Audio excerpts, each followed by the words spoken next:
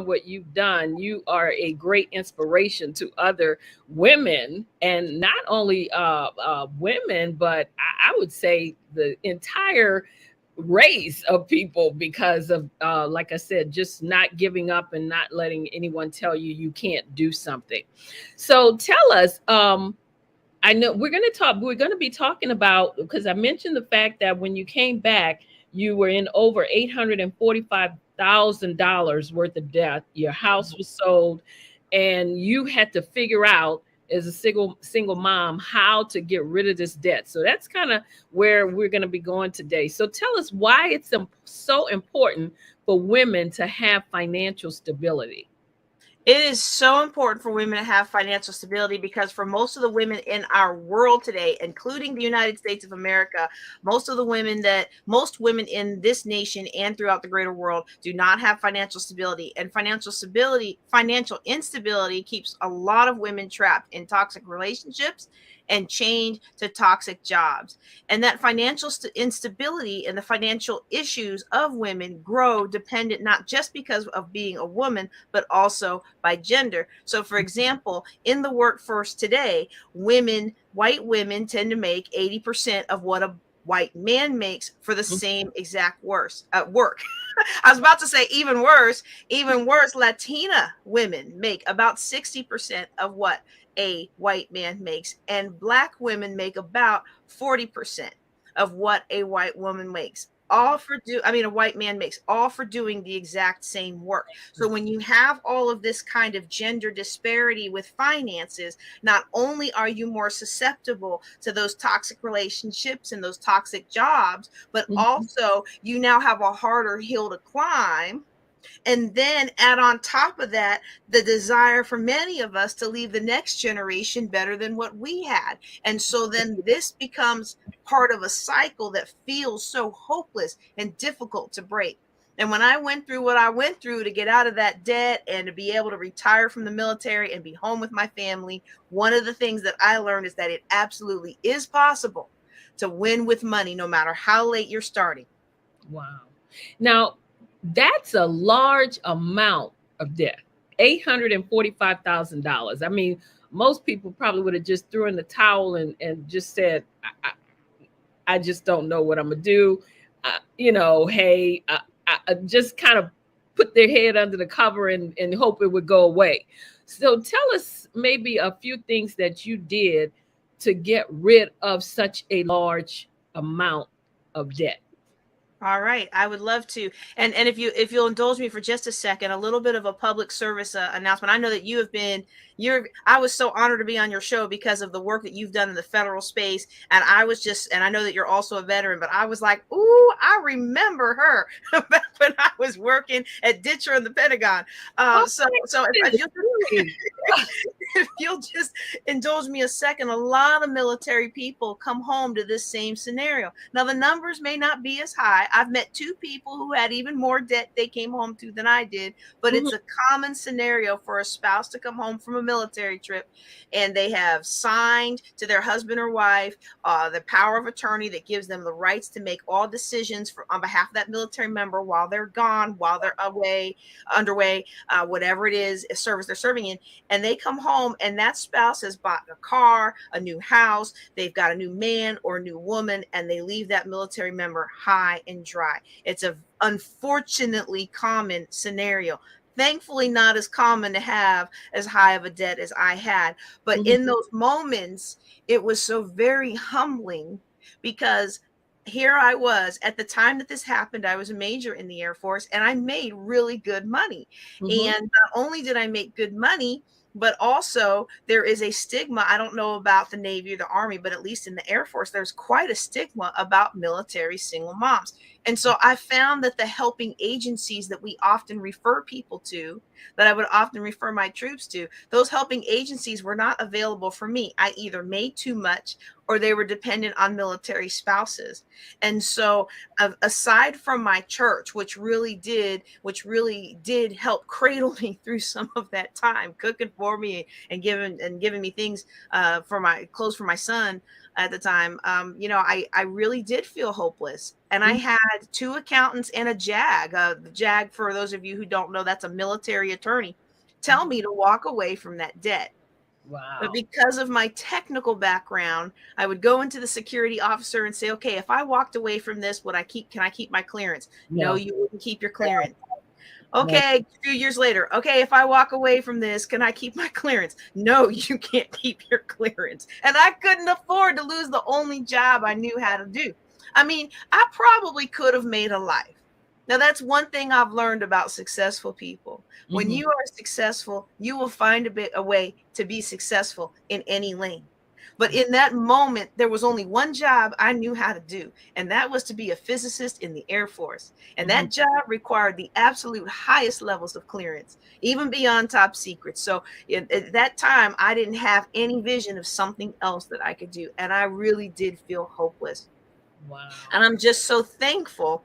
I'm just so thankful that by putting one foot in front of the other and taking advantage of the things that I had within my reach, more things began to open up. So let me tell you something that you might be very surprised at about that debt.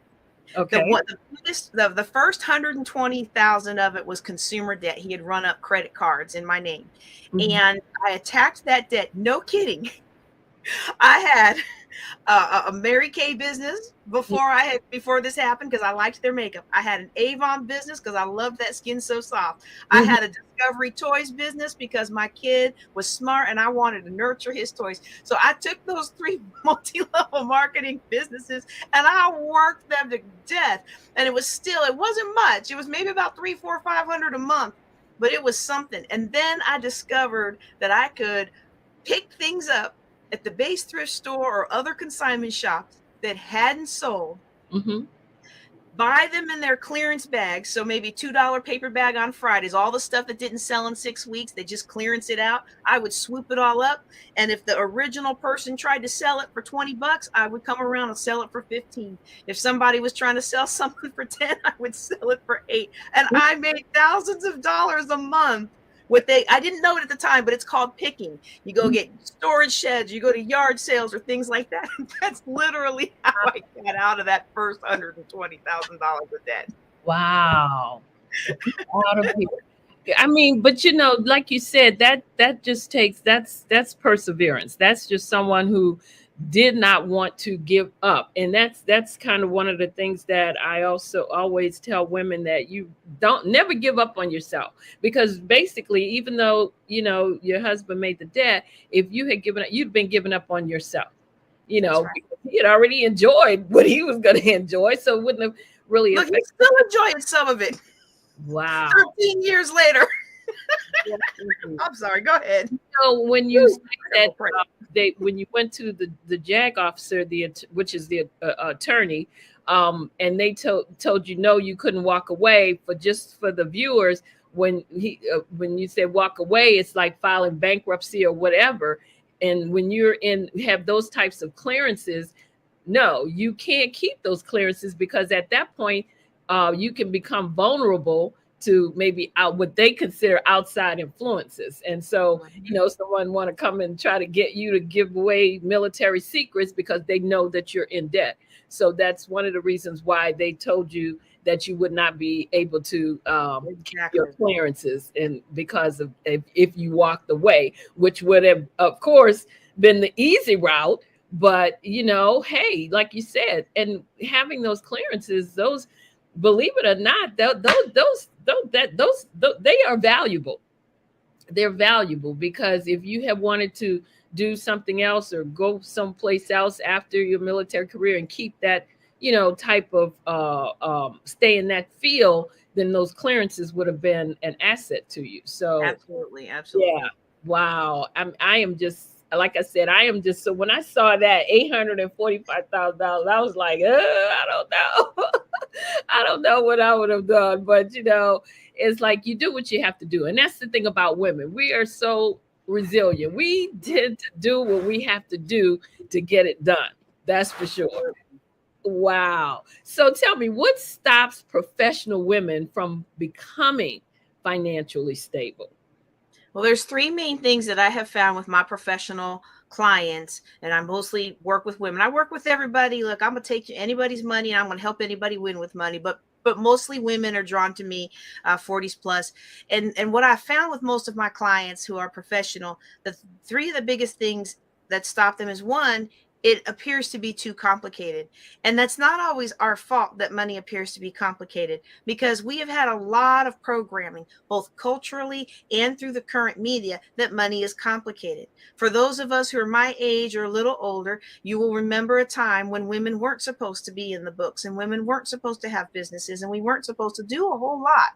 Hmm. And my lot in life, I was supposed to grow up, and I was supposed to be someone's husband, and I mean someone's wife, and I love being someone's wife, and I was supposed to have children, and I love having children, but I wasn't supposed to know anything about a whole lot of things, and I wasn't supposed to have any book smarts or knowledge smarts. And my dad used to always tell me, take your nose out them books. Yeah, No man's going to ever want you.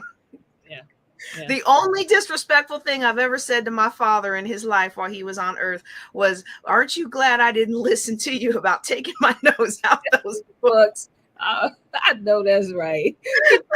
so, Probably so thought that decision. Yeah. but the world has changed so much. And I was talking with some young girls the other day, and they were like, well, what do you mean you couldn't drum because you were a girl? And what do you mean you couldn't do this because you were a girl? And I realized how much the world has changed. But Mhm. for my mature professional women, many of us have been taught that money was too complicated for us to understand, and it's too much for us to understand, and don't worry your pretty little head about it. And so we grow up with those, even if we resist them, even if we resist that, and even if we go on to accomplish great professional things, that Mhm. programming is still in the back of our mind. Absolutely. And Absolutely. another reason that professional women tend to struggle with money or fail to achieve, for despite all of their other accomplishments, is because they are, quite frankly, worn out. Mm.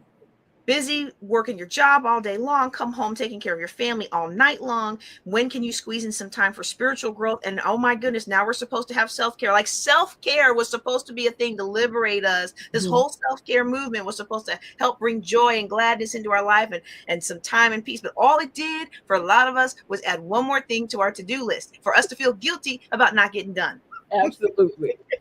And so sometimes we feel like money can take too much time. And that's why I like to work with people with what I call a women's wealth matrix. And so the matrix is basically, we look at your personality, where you fit in, and what works for you. So if you're somebody that likes really complicated spreadsheets, and I have not received any clients that likes complicated spreadsheets, I'll just throw that out there. But if you do, I got them.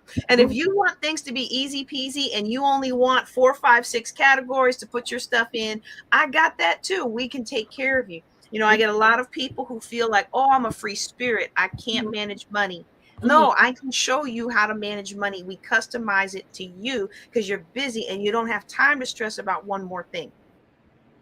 Wow. So the third thing that I think keeps professional women from succeeding financially, and Mhm. this is the one that really breaks my heart the most, is because despite our drive to achieve and accomplish, a lot of times we are not intentional Mhm. with our time, with our treasure, or with our talents.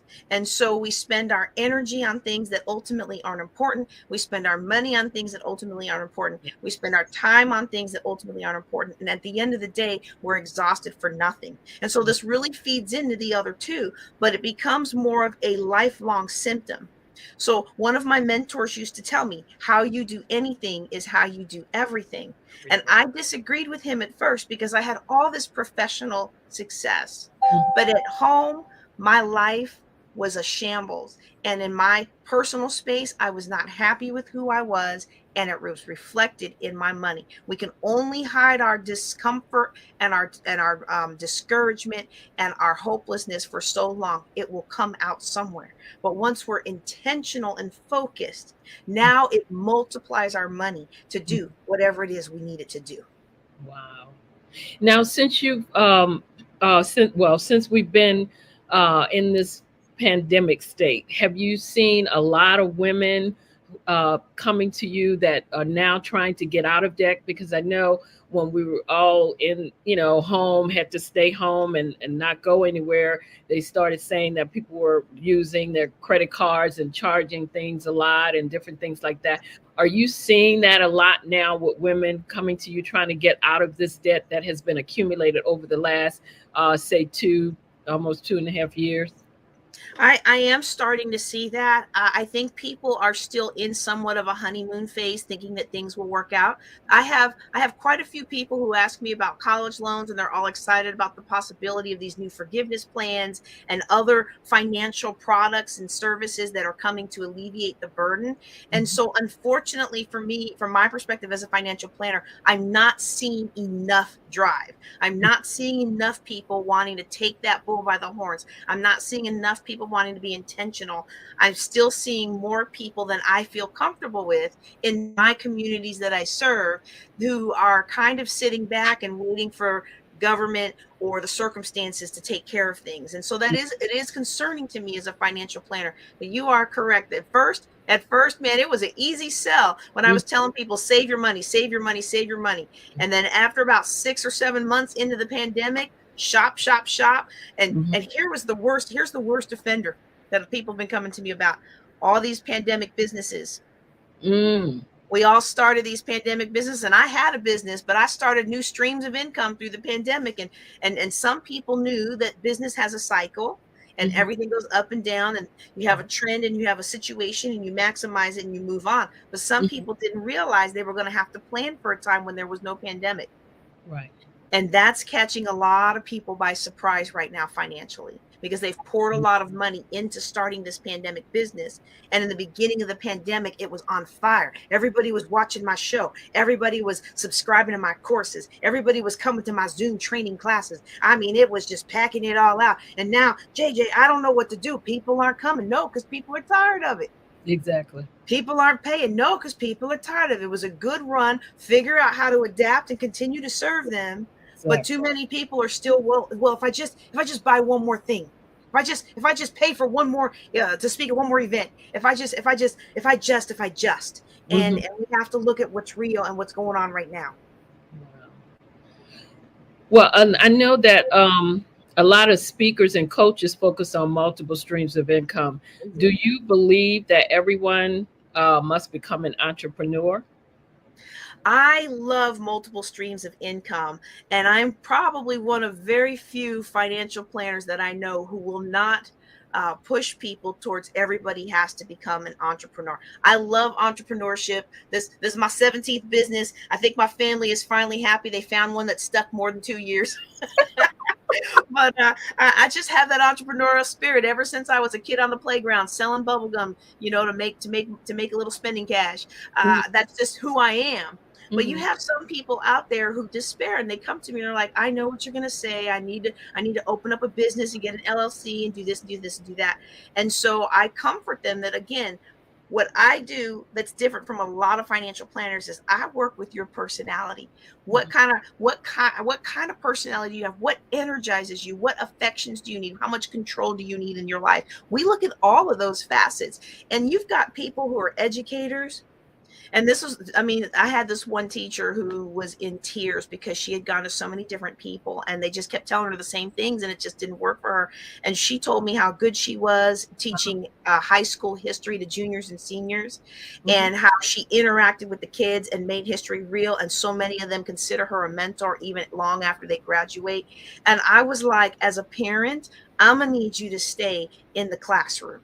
So Mhm. let's figure out how you can stay in the classroom, because you're in a jurisdiction that doesn't pay its teachers enough. And so while I am a huge fan of multiple streams of income, that doesn't mean you necessarily need to become an entrepreneur. It can mean that you can take advantage of ways to use your talents in the gig economy. So for her case, we looked at ways that she could tutor, and her school had a tutoring program. She doesn't have to worry about payroll. She doesn't have to worry about advertising. She didn't have to worry about any of that stuff. She just had to use her talent where it was good.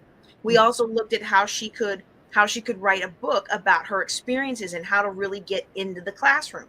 Because I did try to slide in, you could consult with other teachers who need to know this. And she's like, I've tried it. It's just not my thing. Okay, but here's how you can allow people to consult with you on a global level.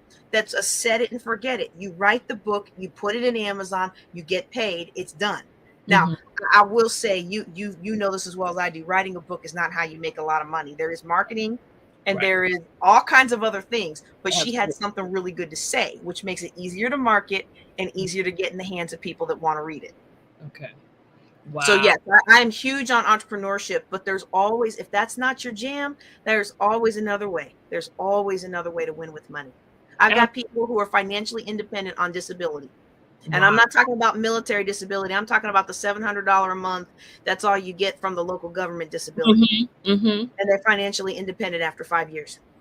Yeah, because I've known people who said they don't want to be in business. They like working for someone else, and I don't know if that's because they just don't want that responsibility of having to run a business, or or they just prefer to just go and do their 9 to 5 and go back home and then didn't repeat that cycle the next day. I don't I never did understand that. But like you said, there are people that really maybe don't have that business mindset and they don't. Well, and then some people just get their energy differently.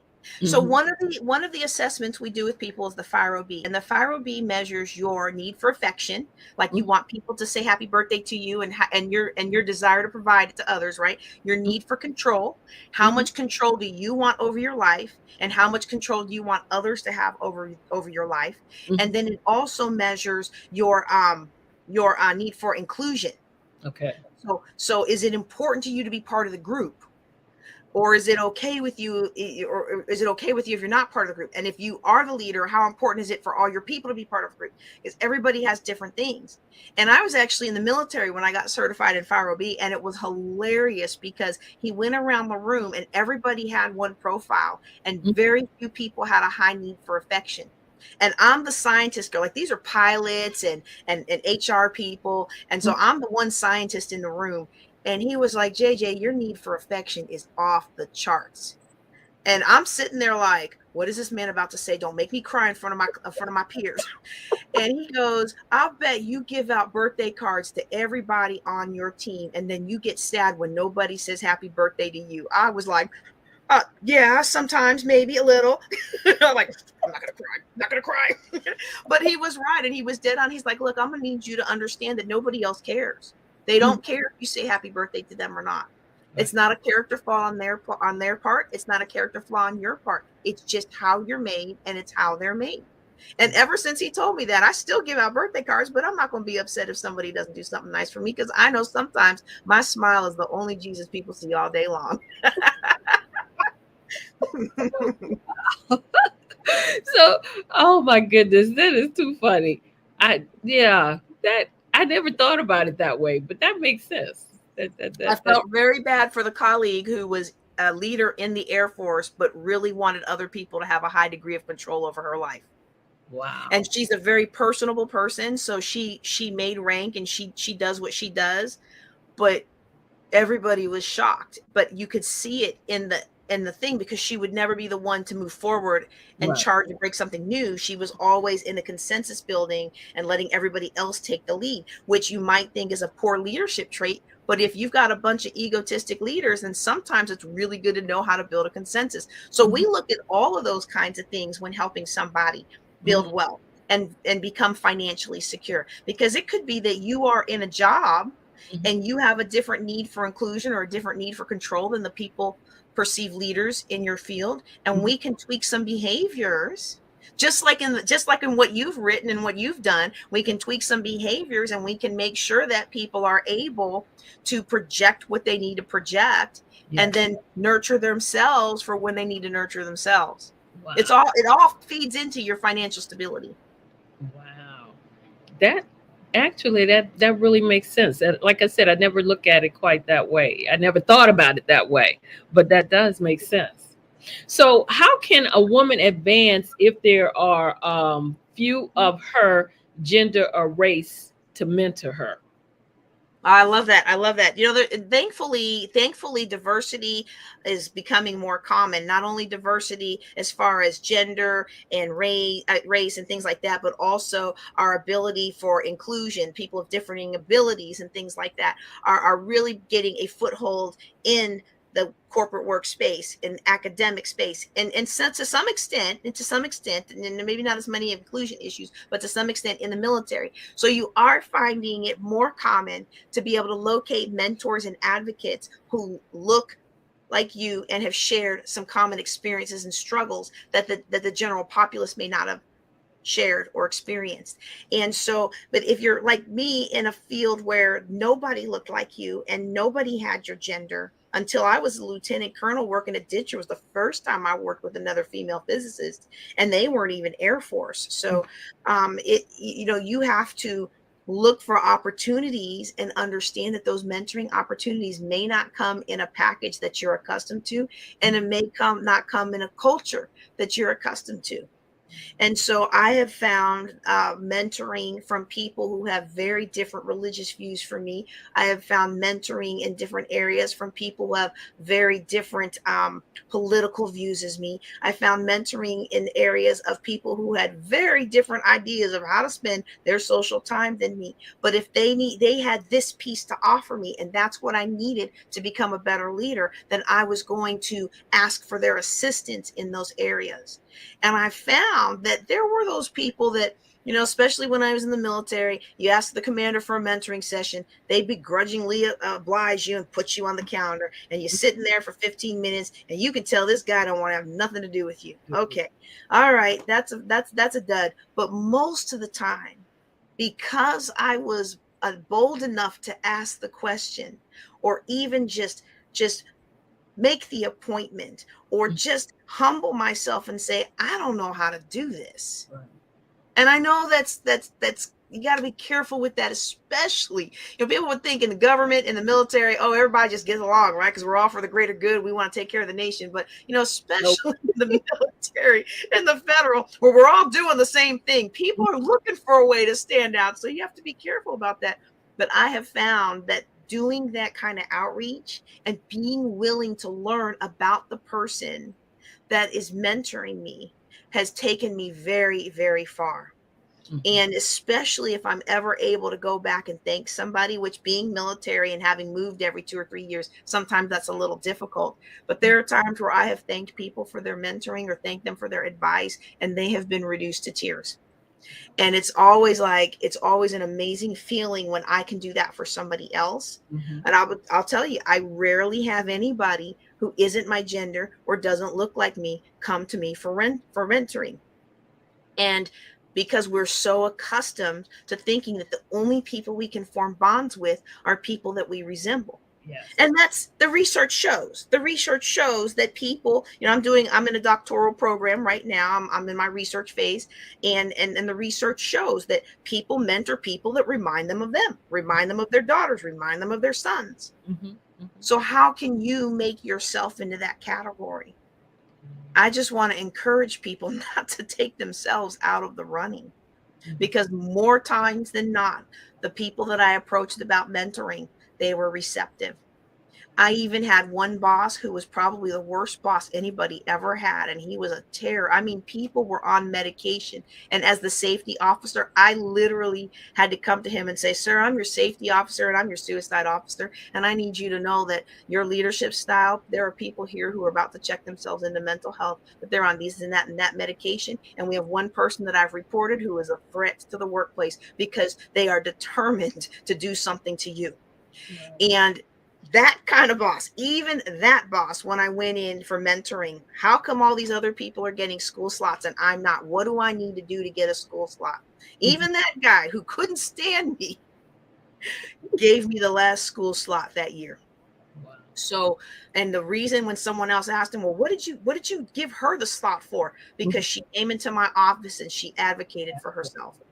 Wow. So I want to encourage you, even if you're quaking in your boots, even if you're just not sure, do like the women that you have seen on the Success for Women show have told you, and get out there and grab what you want out of life. Absolutely, absolutely. Do you see a lot of, or do you have a lot of female veterans coming to you, especially for the financial part of it? Because I know that they get, like you said, services, even though they may have those services on the base or whatever, sometimes they're not always as effective as maybe someone like you could be helping them out. I do get a fair amount of military. I will say it's not as much as I would have liked. And I think that's because the nature of my career and the rank that I had on a lot of Air Force bases, I was one of the highest ranking people on base, even at Lieutenant Colonel. And Mhm. so, it's kind of difficult to want to go to somebody who is the chief of protocol and they're 4-star general's right hand man. I'm a gal, right? So, wants to go to the deputy chief scientist. Like people didn't want people didn't want to expose themselves to someone who had a direct seat at the table. And so there are other financial planners with military background who have served more military in their past than I have, but I'm okay with that. I offer free coaching to military active duty members. I offer free coaching to Gold Star and Blue Star families. And so those two avenues are how I do get most of my military people. Wow. Wow. Well, this is definitely, you've given us some great nuggets. We're going to take a break. As you know, you're listening to our viewing the Successful Women show. My guest is JJ Conway, and we are going to take a break and come back and listen to some more of her great nuggets that she is sharing with us today. Hi, I'm JJ Conway, and I want to welcome you to Building Wealth Together. This conference will help you shatter limiting beliefs, equip you with the tools you need to succeed with money, and give you the confidence that you can win with money. It's never too late to win with money. It doesn't matter where you're starting from. It doesn't matter what you've been through. It doesn't matter what anybody says about you. You absolutely can win with money. I came home 12 years ago from a military trip to find my house sold, divorce papers, and $845,000 of debt in my name. As a single military mom, I had to learn how to hustle, and I learned how money worked and how to make it work for me. This conference will help you learn how money works and how to make it work for you. You're going to learn how to bust through all those preconceived notions about whether or not you can succeed. You're going to learn how others are making money and how you can get some of that. You're going to learn how to create multiple streams of income. You're going to learn how to invest. You're going to learn how to invest in real estate, in crypto, and all kinds of esoteric things that you thought were only for the super wealthy. It's for you. And I'm telling you, we're going to do it not only in an easy to understand, easy to follow format, but it's going to be, every one of my speakers has committed to be, it is absolutely 100% going to be ethical and moral and repeatable.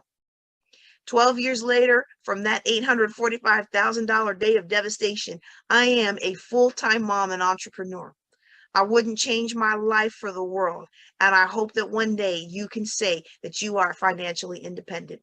I'm JJ Conway. Welcome to Building Wealth Together. As women, you and I will contribute more to our organizations, more to our families, and more to our communities. When we show up to rise up, everyone wins.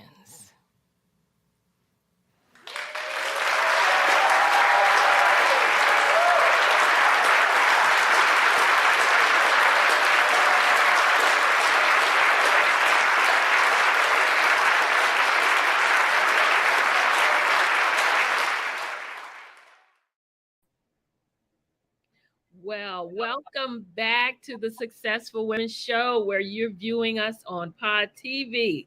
And my guest tonight is JJ Conway, and she has been giving us some great nuggets on wealth building together, and just kind of letting us know how you can persevere and still get rid of some of that debt that you may have accumulated, and that it's not, it's not something that you need to consider walking away from, but it's something that you can do to get rid of.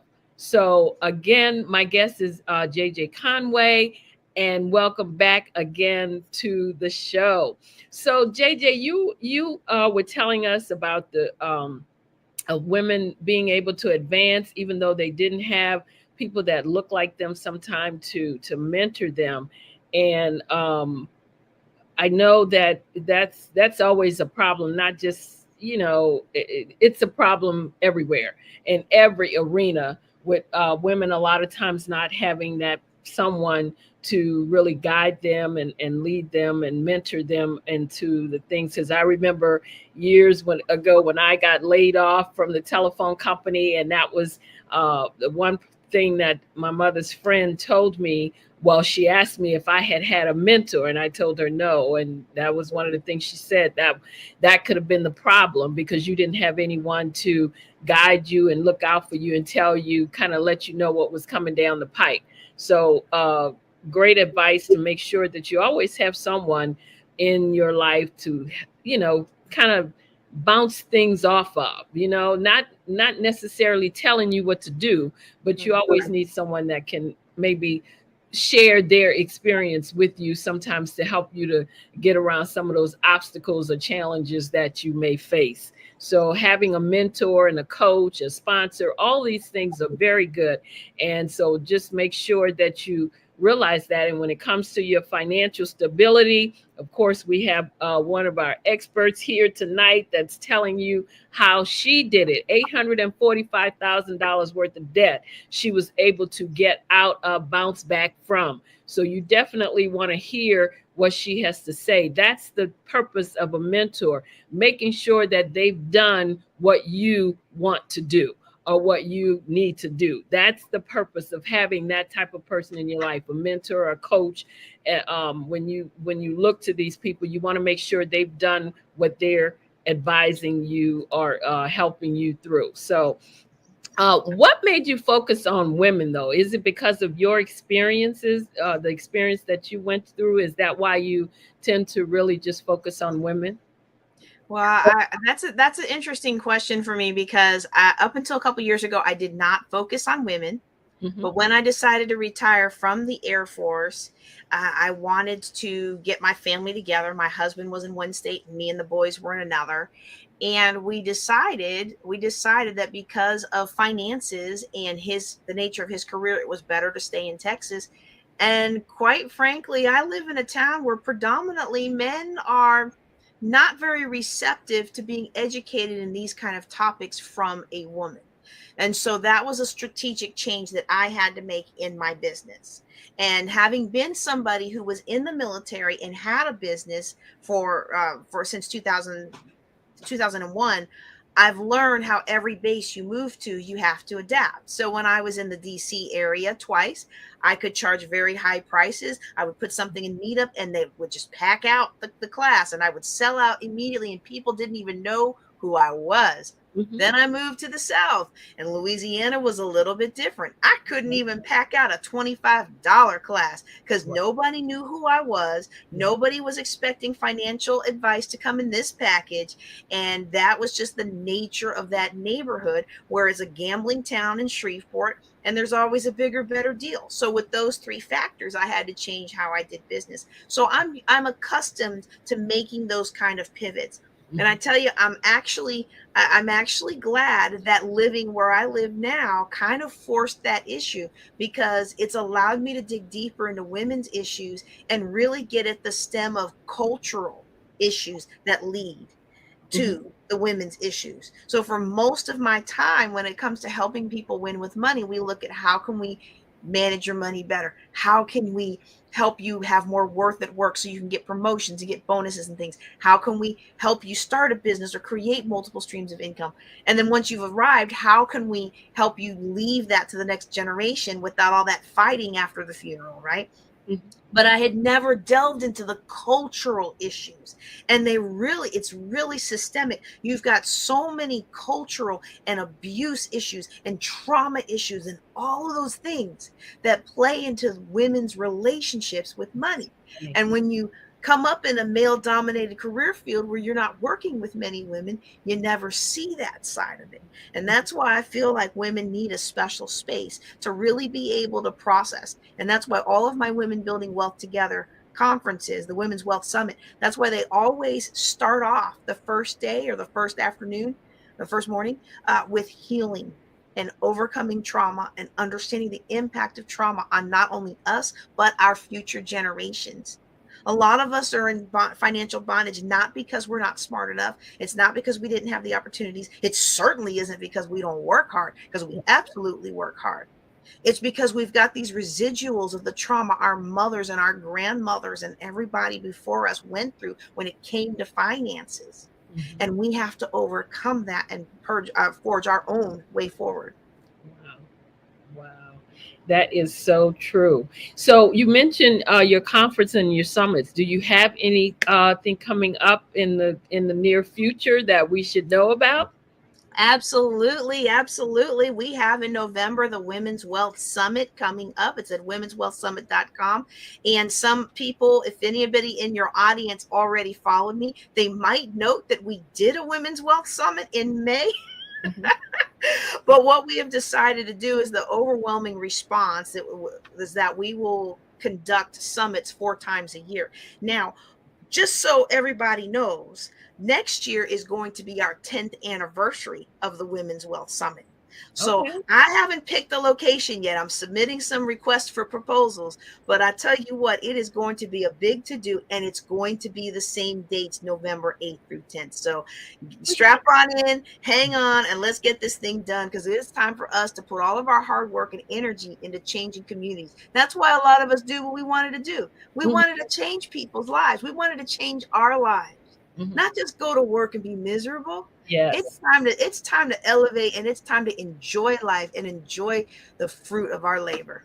Absolutely. And that way, when you decide, I want to retire, if when I'm 55 years old, you can walk out that door and not have to look back because you've gotten everything in place where you can be able to do that, That, I And mean, not only that, oh, go ahead, go ahead. no, I was just going to say that's a great feeling. That is a great feeling. And Hmm. it's not only that. This is one thing that that was revealed to me as time has gone with some of the struggles that I had at the end of my military career. And that's a whole nother financial discussion, what people go through at the end of their military careers. Hmm. But what I realized, or what was revealed to me, was that even if something devastating financially were to happen again, and I pray it never does. I pray I got all the lessons I needed to learn out of that season of life, and I never have to go back to it. But if I do, I am confident that these financial principles that I have lived out and that I teach will allow me to pick back up, dust myself off, and get back in it again. I don't have the stress, and I'm not worried. It's not because I think my bank account's going to be there tomorrow, because money can be here today and gone tomorrow. But I have the skill set and I have the network to make sure that I'm never going hungry again. My kids are not going to go hungry. My future generations are going to be well placed to do everything that they want to do if they take advantage of those opportunities. And that's a confidence that many of us, even people with millions of dollars in the bank, don't have. And that's what I want for every one of your listeners. And that's what you show them in your coaching. Wow, that is phenomenal. So tell us, if you had one piece of advice that you would leave with our viewers, what would that advice be regarding finances or whatever it is that you want to leave them advice on? If I could only leave one piece of advice. Oh, hey, look, I'm open to Oxon Hill. Look, I got property in Brandywine, Prince George's County, up in Once you Baltimore City. get the Look, heart, I'm here for it. Give me some concessions and some amenities, and we will take the conference back to its roots in the DMV. Woo-hoo-hoo. that All would be great. National Harbor. That's just around down the block for me, so it wouldn't be far at all. Okay, so one thing I would leave everyone with is a lot of times it's really easy to believe that our sister, our brother, our children, our mom can succeed, our friends. It's really easy for us to believe that there's all this greatness and abundance for them. The very first thing that we need to do before we can even be intentional about using our money and about doing the things that we are called to do, first we have to believe not only that there's abundance in this world, but that some of that's for us. Yes. We have to believe that some of that is for us and it's okay to go for it. Yes. So I would encourage everyone on the line today, whether you're watching live or watching after the fact, take a look at your life. Take a look at your intentionality. Take a look at where your results are flowing. Not the result you're getting in this moment, but where's the flow? I had all those letters after my name, and I had all those accolades military wise, and I had a nice little piece of rank on my shoulder. But my trajectory was going downhill because I had never believed after all that time that it was for me. I had listened to the naysayers of my past. And it didn't matter how many marathons I ran, I was never good enough. It didn't matter how many committees I chaired or how much funding I got for this program, I was never good enough. It didn't matter how many poor programs I resurrected, I was good at that. You know, the bosses would give me something that was trash and I would turn around and turn it into gold. That was what I was good at, but it didn't matter because inside it was never going to be enough until I felt like I was enough. And you are enough today. Wow. So I'm going to encourage you all with that. Well, ladies and gentlemen, viewers, you have it from JJ Conway. You know, I've always told you never give up on yourself and always believe that you are valued, you are worth it, and you can do it. So she is telling you the same thing. I had one of our viewers, Adrian Bennett, telling her that she should bring her conference to National Harbor in Oxon Hill, Maryland. And I want to thank my viewers, Renee Willett, who's always supporting us and always putting some inspirational things out in our chat room whenever we have a guest. Want to thank her for also being out there in the audience.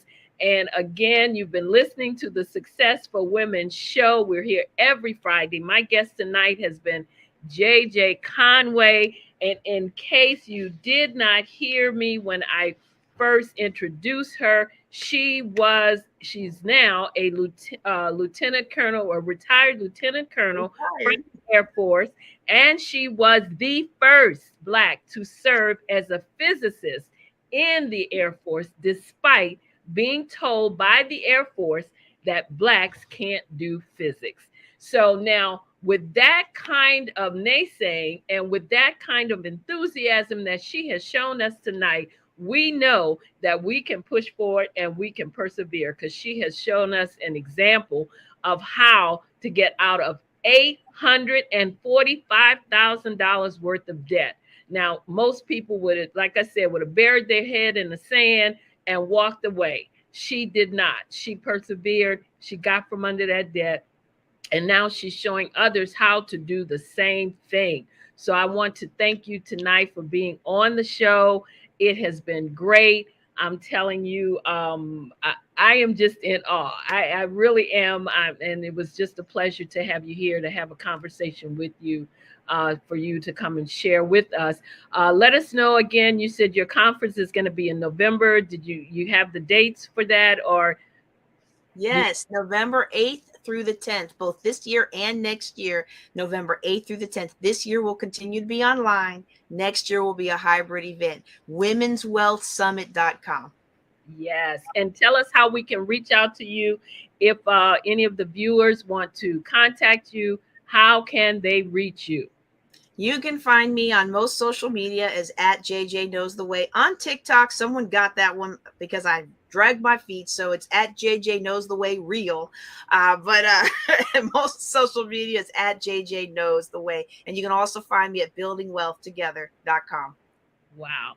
Thank you so much. Again, this is the Successful Women Show. I'm Dr. Madeline Ann Lewis, your host. If you'd like to reach out to me, you can email me at info@exwsi.com or go to my website, which is www.exwsi.com, and make sure that while you're there, download my free 3-part video series on 3 things every woman should do to position herself for executive leadership. This has been a great episode. Make sure that you share, share, share. Make sure you like this episode and also subscribe to our channel. And I think, JJ, you have a YouTube channel also, don't you? I sure do, at JJ Knows the Way. Go out to her YouTube channel and subscribe also, so that and she's got some great videos out there. I took a look at some of them before she came on the show. So she's got some great videos out there that you might want to take a look at. I also want to let you know about, the Black Business Olympics will be coming up September 18th through the 25th. And it's a 7-day, 24-hour event from 8 a.m. to 8 p.m. every day for those 7 days, September 18th through the 25th. And of course, the Black Business Olympics showcases Black businesses, Black business owners, thought leaders, and corporations for that entire 24 hours, 7 days straight. So it also serves as a fundraiser for students to obtain scholarships and also to get laptops for them to go to school. So make sure that if you have a student that want to apply for one of the scholarships, you can go to www.blackbusinessexpousa.com. But also make sure you mark your calendar for September 18th through the 25th, 8 a.m. to 8 p.m., 7 days, like I said, 7 days straight, 24 hours. You'll be able to get a lot of resources. You'll hear a lot of business owners talking about their businesses, the things that they're doing to help the community. It's just a phenomenal event that you don't want to miss. Also coming up in September, which is September 9th, is our monthly Entrepreneur Connections event, which I am one of the hosts for that. And it's from 11 a.m. to 12 noon. It's always the second Friday of every month. And this is for women business owners. And you will be able to tell everyone what you do, what you might need for your business, and also how you help others in your business. You have to register. So to do that, just email me at info@exwsi.com. And of course, I always make sure to let you know to go and take a look at my TEDx talk. You saw just a little clip of it during the commercial. If you'd like to see the entire TEDx talk, is on my YouTube channel. Just put in Dr. Madeline Ann Lewis, and you'll be able to see the TED Talk in its entirety. I'm so excited. It's almost at 100,000 views. Yes, I'm excited about that. So help me to get over that hump to 100,000 views. My goal is to reach 1 million plus women with this TEDx Talk. So that's why I'm so happy that it's definitely getting up there, and I'm happy about that. So make sure that you go to my YouTube channel, take a look, make sure you like it also, but look at it in its entirety. And again, you put in Dr. Madeline Ann Lewis, and it'll come right up for you. Again, I want to thank my guest, JJ Conway, for being here tonight. She has just given us some great nuggets. I just can't thank you enough for being here. This has been the Success for Women show. We are here every Friday at 7 p.m. Eastern Standard Time. Again, I'm your host, Dr. Madeline Ann Lewis, helping women to accelerate the path to success. I want to thank you all again for joining us. Thank you to my guests. I love you all to life. As always, be well and stay safe out there. Bye-bye. What if you could build your own city? A place where every child can find nurturing people to help them achieve their full potential. A place where every adult can access job training support. Where health education is abundant. Where social justice ruled the land. A place without limitations. Welcome. You have arrived at STEM City, USA. It is what every city should be. A safe and trusted community where you find people and resources to help you become everything you are and beyond. STEM City is unlike anything you have ever experienced. It is a digital twin of the world around you, only better. STEM City is about energy and soul renewal. It is more than a digital world. You can almost feel the power of live cultural events, music, and theater. STEM City promises a better future for children with caring mentors and hands-on activities with dedicated tutors to support our youth. STEM City is your passport to a healthy lifestyle with weekly events addressing our community's many issues. STEM City is your financial well-being with helpful information on wealth management, career advancement, job training, and so much more. STEM City is the community you deserve. It is the city where your dreams can come true. STEM City USA, a place in the sky that is accessible to all who reach for the stars.